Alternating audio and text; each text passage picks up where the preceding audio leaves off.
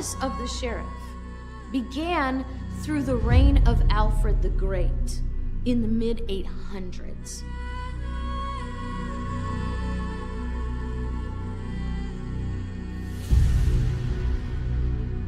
In England, the districts were called shires.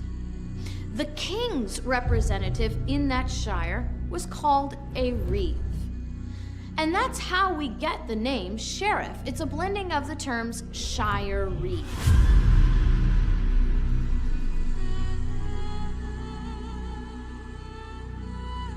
It was the sheriff's duty at that time to enforce the command of the king. And that's how it was for over 300 years.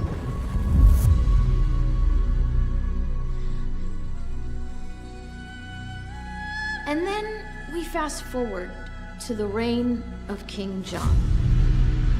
King John was a ruthless king, a tyrannical king. One bishop said of John in that day that even hell will be fouled by the presence of John. And John's taxes were so high, and if you could not afford to pay your taxes, you were arrested by the shire reeve. You were thrown into prison, mutilated. John was ordering the shire reeves to cut off the hands, the feet, the ears, to cut the tongues out of people.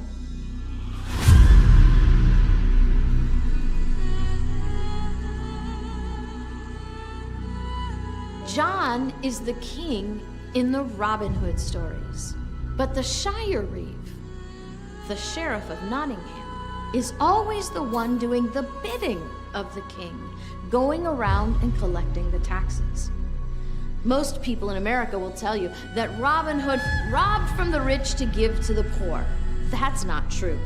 Robin Hood was not a socialist engaging in redistribution of wealth. Robin Hood was standing against a tyrannical king. It was the sheriff of Nottingham doing the bidding of the tyrannical king. Robin Hood was not taking from the rich to give to the poor. Robin Hood was taking from the king and the crown the money that had been stolen from the people through oppressive and unlawful taxation, returning it to the people so they could live. Whether Robin Hood is a legend or a real person, the story of Robin Hood is Robin Hood giving people their lives back. Because you see, there's going to be a big rebellion against John. A big rebellion that results in a liberty charter called the Magna Carta of 1215. And through the Magna Carta, the shire reeve is transformed from a tyrannical, forceful arm of the king to a defender of the rights of the people.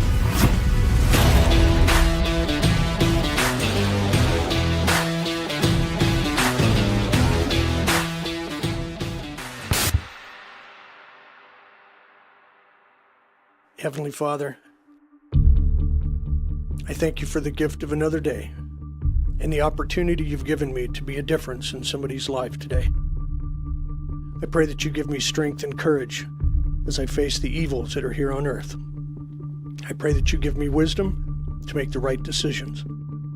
And I pray that you guide my footsteps as I walk through the valley of darkness.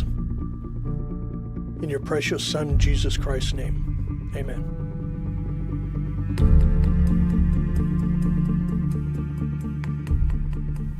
The office of the sheriff is more important than people realize. The sheriff is the ultimate local check and balance on the abuse of power in all government. The fact that the sheriff is an elected office means that he works for the people, and his promise to the people is his oath of office, his oath to the Constitution. And that's why this is important. We don't teach this at the academies. We want to acquaint the people in their communities with the duty and role of the sheriff. And we haven't taught this for a very long time. You know, it's interesting, we used to know it. I mean, go dig out the movies from the 60s and the 70s where the federal agents, the FBI, show up on in the town and try to throw their federal badges around, and the sheriff comes on and says, you don't have jurisdiction in my town, or everything has to come through me. See, we used to know these things.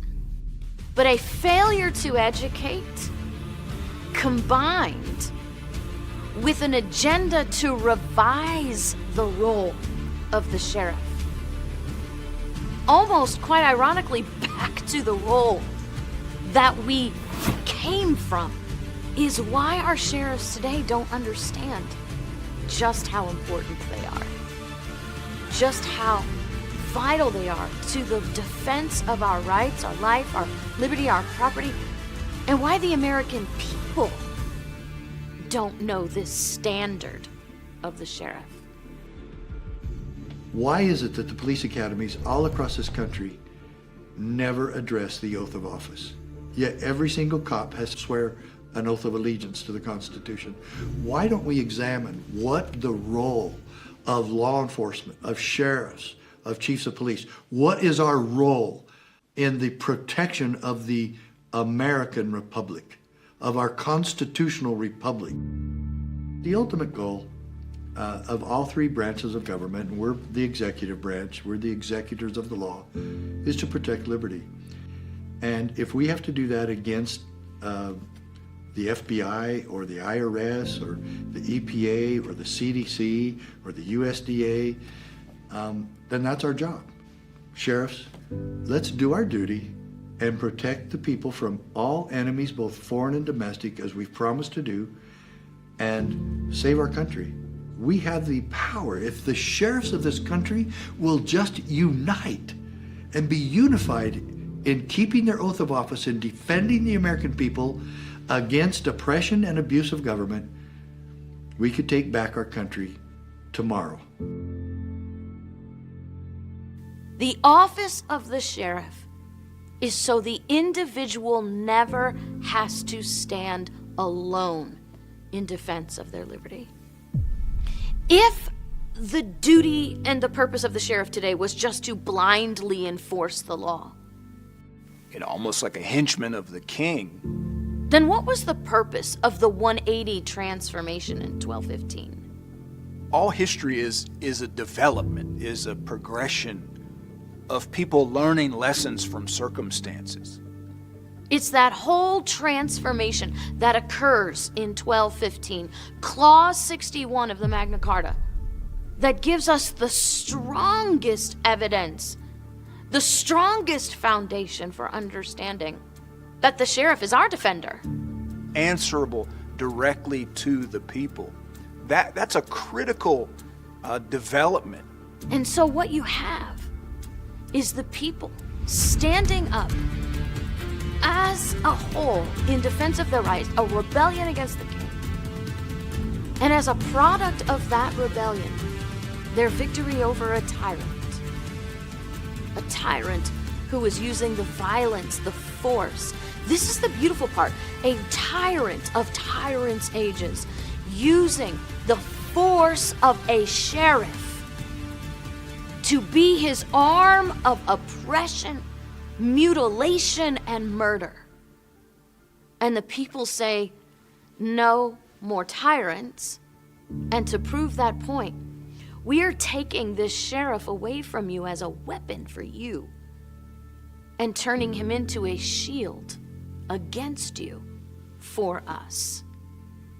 This amazing transformation of the sheriff, I believe, is one of the best illustrations in history on the people understanding the value of liberty and what it takes to not just simply defend it, but maintain it. Samuel Adams said, "No people will tamely surrender their liberties nor be easily subdued when knowledge is diffused and virtue is preserved." He said, on the contrary, when the people become universally ignorant and debauched in their manners, they will sink underneath their own weight without the aid of foreign invaders.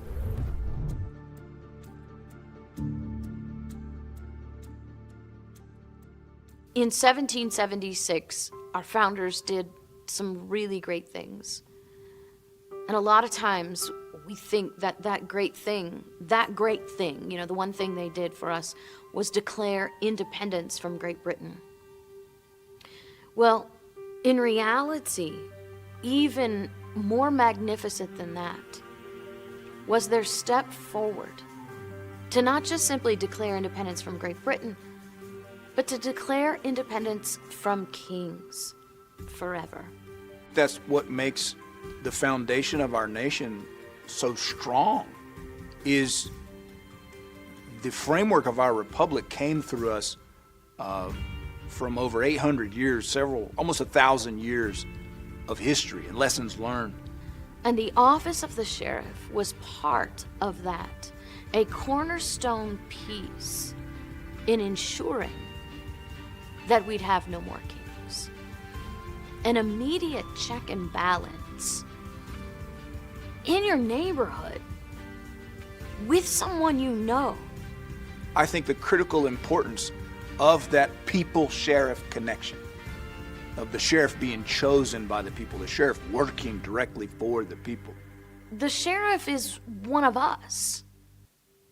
He's a direct representative of the people. He's directly accountable to us. He's directly accessible by us. He's got skin in the game. Our sheriff is our friend. He's our family and he's our defender. That's who the real sheriff is supposed to be. I think it makes a big difference that the sheriff is elected by the people. There are other areas of law enforcement where the positions are appointed. Not a hireling of the governor. He is not a hireling of the county. He doesn't have to do the bidding of the city manager. He is not beholden to one person or one agency for a paycheck. That's how it should work. That's the role of the sheriff. And that's why the sheriff is so important. Because, by the way, the sheriff is a lot closer than most of your legislators or your governors. Your sheriff is your neighbor. Your sheriff lives in your community. The legislators and the governor go off, to the Emerald City in the land of Oz and develop this culture of this sense of being disconnected from the people in the communities that they serve. And by the way, the lobbyists park themselves in the same town where the legislators are. In normal circumstances, no one's lining the pockets of your sheriff. No lobbyist is controlling your sheriff. No special interest group is controlling your sheriff. Your sheriff works directly for the people in his or her community. A police chief. He's appointed by the municipality. State police is appointed by the Department of Public Safety, here in New Mexico. The sheriff is elected by the people. Okay? They vote for who they want in there. It adds a lot more responsibility to it. We try to do a lot within the community. We try to have those interactions with the community when it's not a call for service, okay? When it's a good thing, not possibly a bad thing. Treat these people as you would want to be treated, okay? Treat them right. Let's be respectful to them. I'm not going to violate my constituents' civil rights based on an overreaching government. So educate yourself, know what you're doing, and do the right thing. And the power he holds is bound by a duty summed in the oath of office. I do solemnly swear I will support and defend the Constitution of the United States and the Constitution of my state. Your number one job is to defend the rights, the life, liberty, and property of the people in your community. Just having that understanding and that prioritization that this is what's first, protecting people's individual rights. That's first. That's what you took an oath to do. You cannot support a law that contradicts the constitutions and still uphold your duty to support the constitutions. The Constitution is the supreme law of the land, the supreme law of the state, and since it is, then all laws must be in line with that Constitution. So you can't have the Constitution saying you have a right to free speech, you have a right to freedom of assembly, you have a right to be secure in your property, you have a right to due process, and then somehow the legislature comes up with a law that contradicts those enumerated rights in your Constitution. Well, if you're a sheriff that took an oath to the Constitution, then that's your standard. So some decree issued by a governor that violates those enumerated rights, well, you're then put in a position of having to make a choice. Well, you didn't take an oath to the legislature. You didn't take an oath to the governor. You didn't take an oath to some other politician. You took an oath to the Constitution, which means the rule of law and the rights of the people. That's what you took an oath to be a defender of the people's rights. So guess what? An emotional legislature, a reactionary legislature, a corrupt legislature, a well-intended but misguided legislature can come up with some lame law that targets the rights of the people. So then the sheriff is the one who has to stand in the gap and recognize, hey, I took an oath to the Constitution, just like, by the way, the legislature and the governor did. If they're not going to keep their oath, I'm going to keep mine. That's the distinction. There is a hierarchy on purpose. Because to support a government that is contrary to the Constitution is to reestablish kings and tyrants, not maintaining limited authority of government and the liberty of the people. Which do you want your legacy to be? The sheriff that keeps his oath, or the sheriff that made an empty promise and is just an enforcer of the king and will run roughshod over the people's rights, the people's lives, liberty, property, their businesses, their family, their freedom? That's really the question. Are you a king's enforcer, or do you work for the people? The office of the sheriff carries an enormous power. A power to say no to the President of the United States when he issues an executive order contrary to the Constitution of the state, contrary to the Constitution of the United States.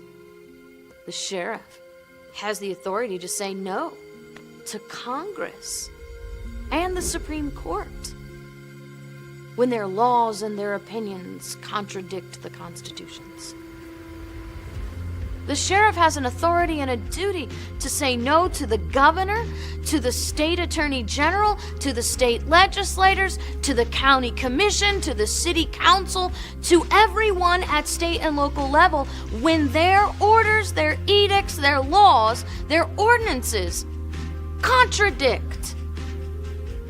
That's a great power. But you have to know who your sheriff is. And that your sheriff has a morality and an understanding and a courage and a strength to say, I will not enforce a law that contradicts the Constitution. And on that same note, you have to have a sheriff that won't use that power to deprive the people of their rights for his own personal greed, avarice, political gain, or station. Really operating outside the bounds of the rule of law, or one not focused on defending your rights, you're talking about a serious danger to your rights, your life, liberty, and property. You don't need a sheriff, like the sheriff in Hillsborough County, Florida, for political reasons arresting a pastor for having church. My name is Rodney Howard Brown, and I pastor the River Tampa Bay Church. I realized where we were headed because I could see the telltale signs, what they were planning to do with the lockdowns. I called our sheriff, and who's a friend of mine. I said, Sheriff, they're going to lock everything down. I said, we are an essential service. We feed 1,000 families a week, and I'm not shutting down. We also have a healing school here for people that come with incurable diseases, dying of cancer and everything in between. I'm not doing it. I come from Africa. We go to villages where there's Ebola, there's yellow fever, and everything in between. And now I must suddenly shut down the church. We're not doing it. That never even crossed my mind. There was not even an option. So the sheriff said, no, look, you are an essential service, and told me I was safe. And the media came after him. And of course, I got arrested. And I had helicopters over the roof. I had to turn myself in and cuffed me. I was in the slammer probably 40 minutes. And they called me the COVID guy. I knew what the law of the land is. The supreme law is the Constitution. That no governor, no mayor, no city councilor, no president can make an order and call that the law. When the founding fathers put together the Constitution, they were in the middle of a major, actual fact, real pandemic at the time. There was nothing in the Constitution that says this Constitution is now suspended, or in the unlikely event of a pandemic, the Constitution is suspended. Absolutely not.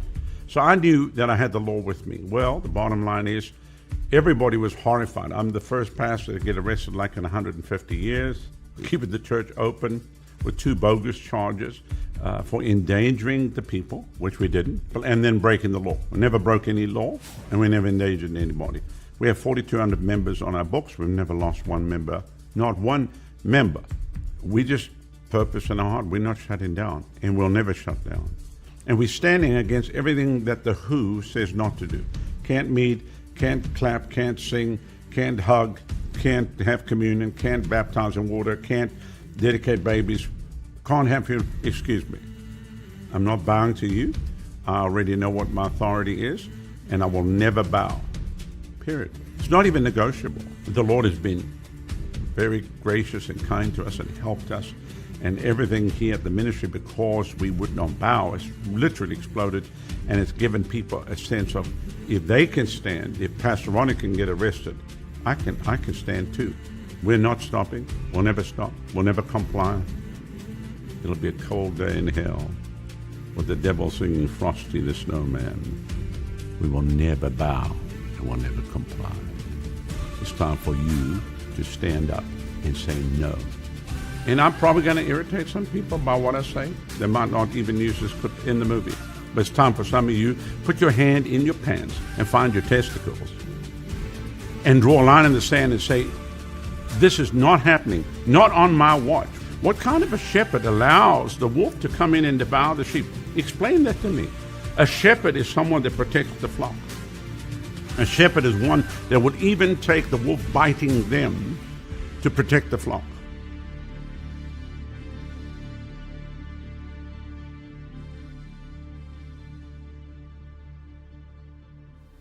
That's the example of the opposite of a good sheriff.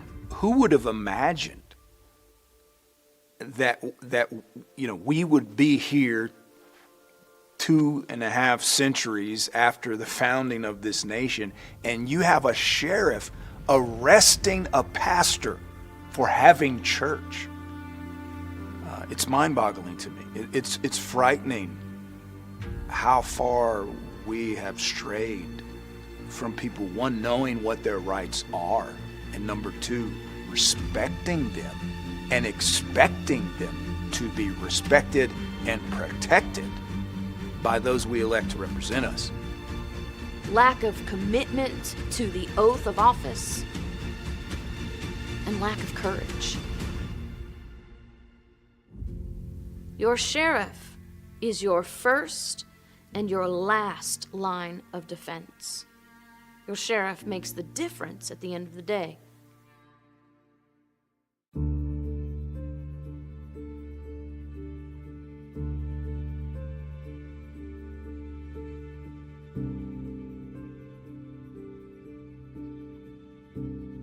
When COVID hit, obviously everybody saw the behavior of so many people, including the church. It just seemed very chaotic. And I remember that moment when people were making, just fast decisions. We're shutting down, this thing's bad. No one knows how intense this virus is. And so I just paused. I got in my prayer closet and I said, Lord, what do you want us to do? He said, keep my lighthouse open.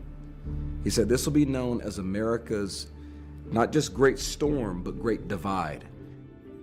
We're going to seek the face of God. If people can't come to the house of God in the midst of chaos, where can they go? And it was really that simple. And then really the strangest thing, something I never thought would occur. One of the Sunday morning services, I go home, I've got a voicemail on the church phone. And the voicemail was from the New Mexico State Police. And the officer said that New Hope Revival Church is non-essential and must shut down. Hello, this is Officer New Mexico State Police. This is in reference to the New Hope Revival Church.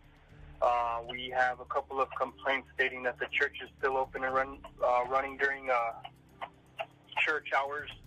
Just to let you guys know that you guys are non-essential and this business should be closed down until further notice, until this epidemic is over and completed with, and until the governor gives orders to reopen. I felt the spiritual shockwaves of that moment. Like, we have just entered into a whole nother world.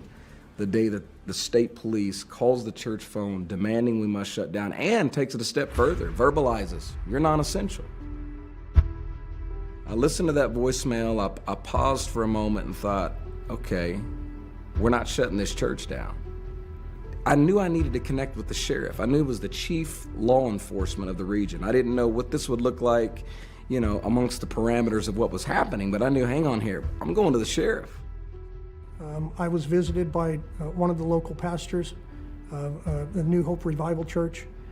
I said, Sheriff, told him who I was, though we probably know who we are from the community, and I said, I just received a voicemail from the New Mexico State Police. Says the New Hope Revival Church is non-essential and must shut down.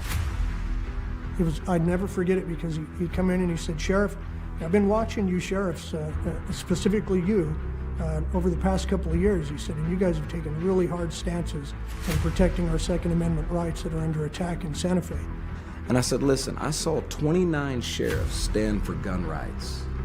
I want to know if you'll stand for God rights. And he looked me right in the eyes and he goes, Pastor, I will defend you, even if it means I got to go to jail myself. And of course, being a student of the Constitution, it was, it's a complete document. The Bill of Rights is put in there because it's not just one that you pick and choose, and tomorrow we don't care about this one. I said I take the whole document completely serious. We're ready to go to war. I've got the sheriff. I don't know what this looks like. I don't know if the state police are coming back next week, but all I know is this sheriff just told me that he's willing to go to jail for the Constitution. And I knew at that moment I'm actually dealing with a real constitutional sheriff that's willing to wear a pair of handcuffs. I told him I'd be in touch with him, and I would come up with something. That we're not going to shut our churches down.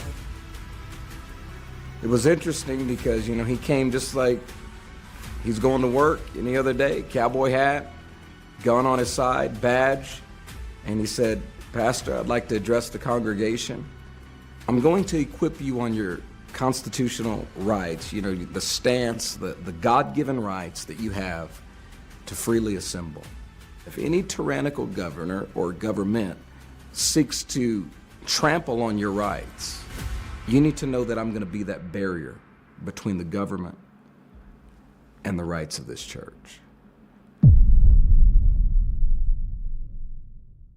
We started seeing the New Mexico State Police kind of, waiting outside the door. They weren't messing with the service. They didn't do anything like that, but then they'd pull in, and the sheriff's there. He's guarding the door. He really was. He was going to be that barrier. So a few Sundays in a row, he keeps coming. He's standing by the door. New Mexico State Police, there they are, thinking, okay, we're going to engage in something. The sheriff's standing there, and what I loved about our sheriff is he was really looking for a peaceful solution. He was not looking for a place of conflict. So I'd actually set a meeting with the state police,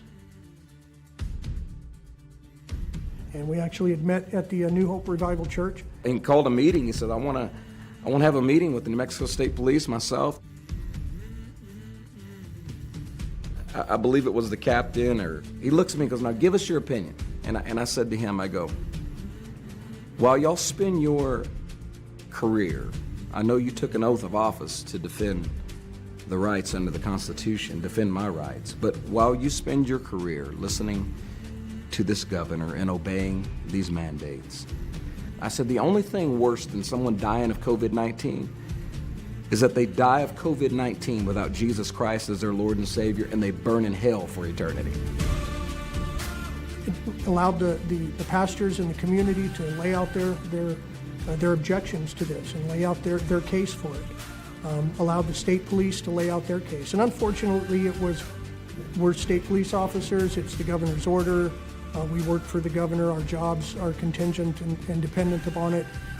And so we've got to do it.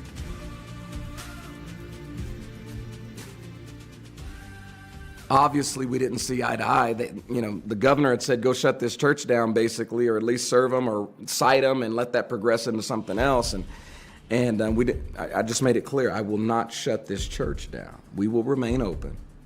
So we knew that it was just going to be a situation where we agreed to disagree and essentially told him, I've got this. For the most part, state police are here to assist on anything that we need assistance with. But I told him on this one here, we've got it. Just go ahead and back off. But that next Sunday, within a couple of weeks, I'm preaching on a Sunday morning, and I see the state police car through the glass doors. So about a week later, they got word. They had a couple of state police officers that were parked across the street from the church. They pulled in here, and there's still that sense of, it felt like harassment. They got a call. We're open, Obviously, we didn't. There's not an end to this. We had our conversation. We know we don't see eye to eye, but we thought we might have found a place of at least agreement. I'm not shutting down, and they need to consider at least the rights of the church. So the minute that happened, I knew it was desperate times call for desperate actions. And I'd remembered getting to attend Chris Ann Hall seminar in Albuquerque, and she had talked about the Shire Reeves. And that next Sunday morning, New Mexico law specifically recognizes that the sheriff has the right, under situations where there's an emergency that's been declared. I don't know, I don't think anybody knew. It was just something God had put inside of our sheriff. To deputize members of the community if necessary. And he deputized our entire church.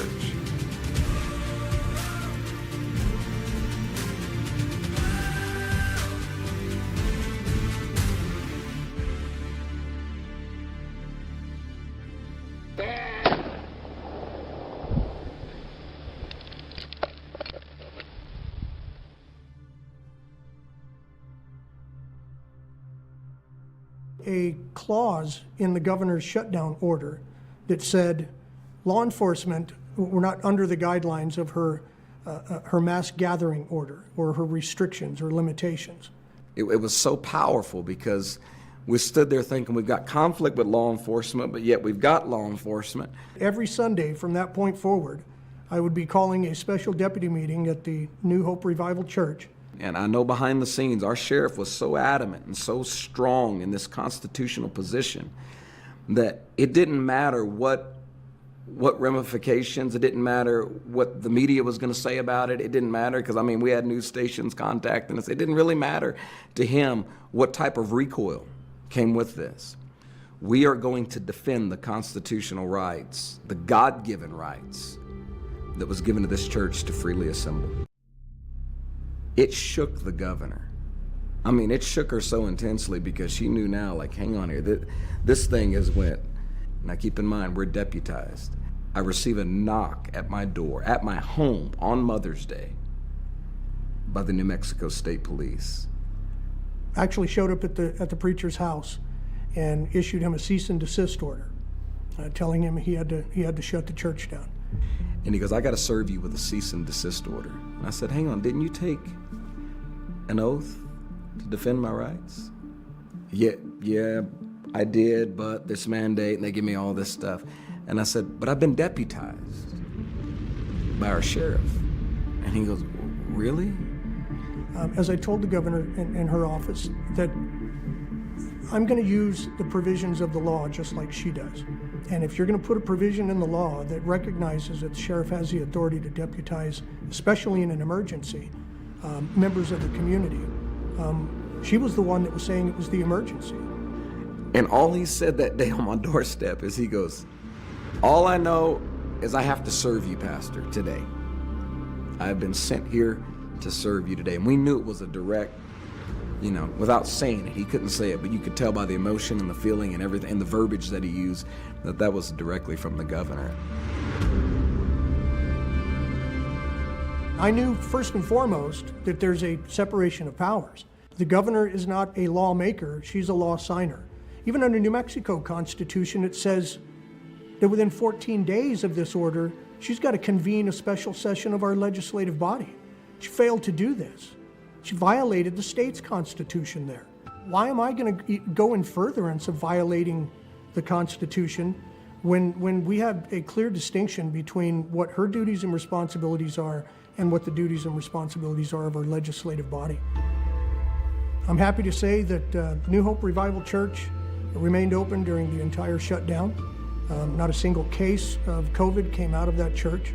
This is my duty and responsibility. I raised my right hand and said I was going to ensure that the constitutional safeguards that were placed in the Constitution, recognizing that these weren't given by man, these weren't given by the Board of County Commission, the governor, or the President of the United States. These were given to us by God. These are inalienable rights that we were endowed by our Creator with. So to me, I wasn't doing anything historic, or I wasn't doing anything that was heroic. I was doing what I told everyone when I raised my right hand that I would do.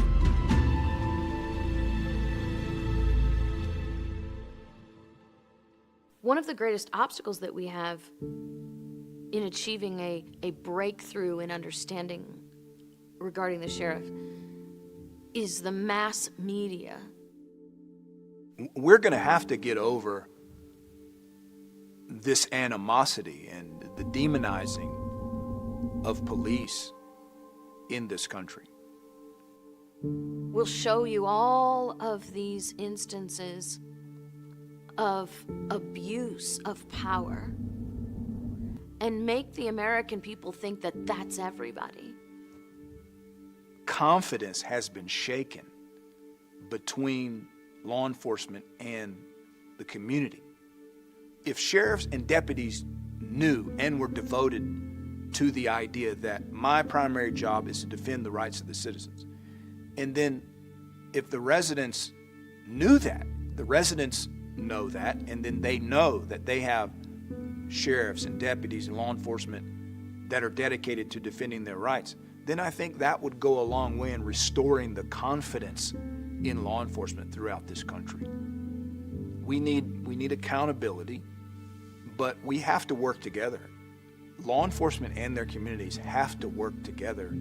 I want the sheriffs, I want the deputies, I want the police officers to know just how important they are. As we began to talk to so many sheriffs across the country,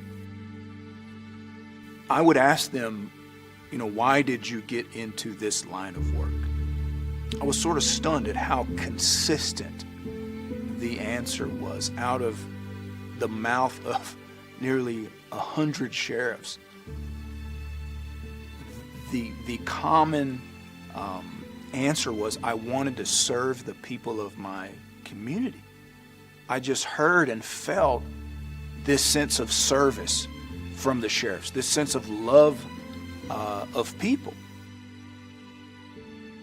I've seen the role of the office of the sheriff, and you're in a place to really help the community, be engaged with the people, and you really work for the people. I wanted to be a sheriff. You're there as a public servant to protect their rights. I've always had a really good relationship with our community. You know them by a first name basis. They know you by a first name basis. You see these people every day. I mean, whether you're having breakfast with them at the local cafe, you're going to the local football games, your kids are going to school together. So you really, it's like an extended family. You really get to know people. If they can't find you in their office, they know where you live at. They show up at your door. So, it's great. Well, it's something I've always wanted to do ever since I recall being in the 8th grade, thinking that, I really wanted to help people. It wasn't so much about catching bad guys, but we're in a unique situation that we can protect people from bad people, like criminals, but we can also protect them from government overreach, like a city mayor who's rogue or a federal government who's out of control. Being a servant is what it's all about. And as a sheriff, you're a servant of the people. They voted you in because they want someone who's watching out for them. My job is to represent the community, so I go out, I talk to people, I answer questions, I let them see a face to the name of sheriff. The only person who is the sheriff's boss, or the only people, are we the people. So there is nobody except for your constituents who are your boss. And they want to see you out there doing what's right. We are 100% dedicated to this community, and we show it every day by being more than just policemen. Sometimes you got to be a counselor. Sometimes you got to be just a friend. And that's where we're at. Well, the role of the sheriff obviously is to protect the people of the county. I mean, that's the first role of government, is protection of the people. And when I say protection, I mean from the bad guy, and I mean from bad actors in government. To me, anyway, law enforcement's not about just arresting everybody that runs afoul of the law. It's about helping people, not only people that have got in trouble with the law, but helping people that are down on their luck. Really, the thing that I found brought me the most joy was being able to help people that needed help. People expect you to be available when they want to talk to you, and the door's always open. If the federal government and the state government or somebody is acting against the Constitution towards one of your citizens, you need to take a stand and protect the citizen. That's what you swore an oath to do when you swore an oath to the Constitution when you took office. I took my first oath when I was 18 years old when I joined the military. I swore to support, protect, and defend the Constitution against all enemies, foreign and domestic. I took it serious then, and I have not rescinded that oath yet, so I feel like I'm still obligated to that oath today. There has to be a commitment. So you have to know, one, what your role is, what you're called to do. And then number two, what is right, and then make a decision before the crisis arises that you're going to do what's right. There is no greater service to the community than to be a defender of the rights, the liberties, the properties of the people. So many times I hear sheriffs say, police officers say, well, isn't that a violation of separation of powers, Chrisanne, for me to say that law is unconstitutional? I thought that was the judge's job to say that a law is unconstitutional. Well, yeah, it is the judge's job to say the law is unconstitutional, that's true. But he's not the only one. Each branch, each person in government has a co-equal authority in check and balance. And the very oath of office says, I do solemnly swear that I will support, defend, protect the Constitution. That promise creates a duty to be able to know the difference between a law that is consistent with the Constitution and a law that is inconsistent with the Constitution. It is not complicated. One of the greatest deceptions that has fallen across America, to the people of America, to our sheriffs, to our police officers, is this errant idea that the Constitution is extremely complicated and you must be a scholar of decades or a law professor or a politician to understand the Constitution. That is a lie. The people who wrote and ratified the Constitution wrote reams and reams, making specific reference to why they wrote what they wrote. We don't have to guess. We don't have to form think tanks. And we don't have to have decades of precedent. They wrote it all down. We just have to read it. Doing the right thing is not always easy. In fact, doing the right thing 9 times out of 10 is hard. Number one, the American people have been educated on the wrong things about the Constitution since the mid-1800s.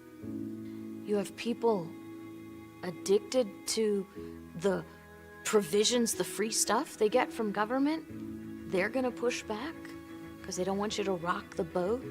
Things that are hard are the things that have the greatest value. Thomas Paine wrote this in December of 1776. The harder the conflict, the more glorious the triumph. What we obtain too cheap, we esteem too lightly. It is dearness only that gives everything its value. If there's one thing that I want every person who's watching this, whether you be a sheriff, a deputy police officer, family of a police officer, a legislator, a governor, a person in your community, it's never wrong to stand up for what you believe in. It's never wrong to stand up for your rights. It's never wrong to stand up for liberty. Mercy Otis Warren, my favorite founding mother, said this: "We will stand against tyranny today, or our children will bow tomorrow." It's never wrong to do the right thing. So many sheriffs think that their job is to just simply enforce the law. No, Sheriff. That was your job 1,200 years ago under the king. Your job changed 1,000 years ago. This year, 1,000 years ago, your job changed from that blind enforcer of the command of the crown to a defender of the lives, the liberties, the properties of the people, not just simply against citizen criminals, but by very nature against an overreaching government. A government that's forgotten its proper role. A government that has forgotten, as the Declaration of Independence lays out, the purpose of government is to secure the rights that are bestowed upon us by the nature of our creation. When government forgets that, when people in government forget that and talk about taking property without due process, talk about locking us down without just compensation, without a jury trial, taking our properties, when those in government talk about disarming the people or restricting the arms and ammunition that we are allowed to keep and bear. When government and those in government forget its essential, primary, sole purpose is to secure our rights to do all these things. That's why the office of the sheriff exists.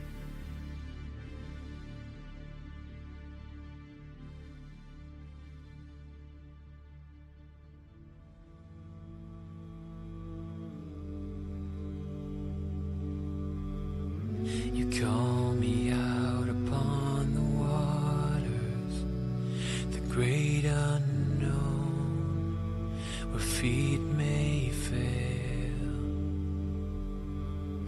and there I find you in the mystery, in oceans deep, my faith will stand, and I will call upon your name,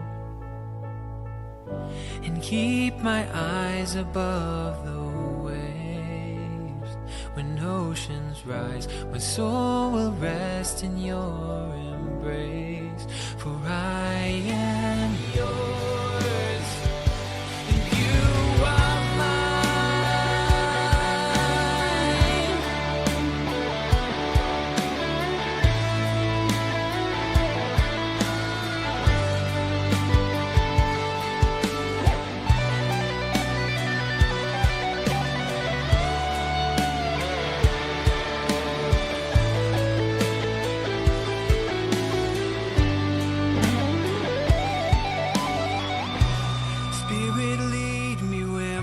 trust is without borders.